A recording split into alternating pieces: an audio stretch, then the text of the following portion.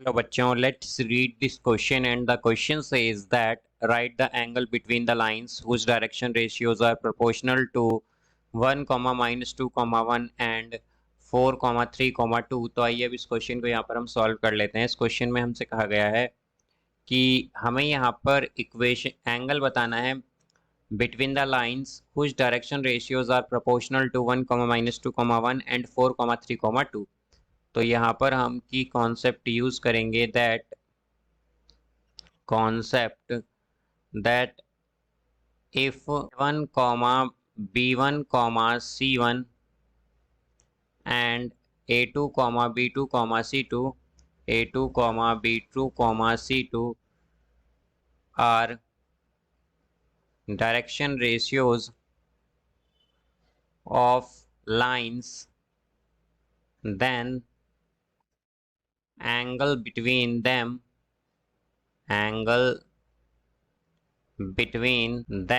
is given by cos theta is equal to mod a1 a2 plus b1 b2 plus c1 c2 by square root of a1 square plus b1 square plus c1 square into square root of a2 square plus b2 square plus c2 square. तो यहाँ से हम अगर देखें तो हमारे पास direction ratios जो हैं लाइंस के वो हमें गिवन है यहाँ पर 1, -2, 1 एंड 4, 3, 2। ये है हमारे पास डायरेक्शन रेशियोज। तो यहाँ से हम अगर देखें तो हमारे पास क्या होगा, कॉस थीटा हो जाएगा यहाँ से, यानी कि इनके बीच में जो एंगल होगा वो होगा यहाँ से मॉड। अब यहाँ पर हम अगर देखें तो 1 × 4 क्या होगा 4, देन -2 × 3 क्या होगा -6, फिर +1 × 2 क्या होगा हमारे पास 2, divided by square root of.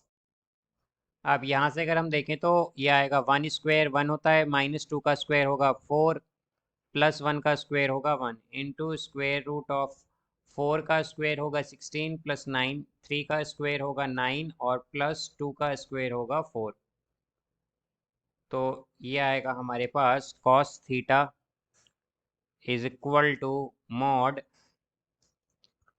यहाँ पर ये हो जाएगा हमारे पास 4 + 2 6 और ये -6 यानी कि 0 by square root of 6 into square root of ये आ जाएगा हमारे पास 29। तो अगर हम देखें कि अगर हमारे पास 0 के डिवाइड में कुछ भी हो तो क्या आता है 0, तो ये आएगा 0। तो यानी कि cos थीटा इक्वल आया है 0 के, तो एंगल क्या होगा हमारा, एंगल होगा यहाँ पर 90 डिग्री। तो इसका आंसर होगा 90 degree. So I hope you understood it well. Best of luck. Thank you.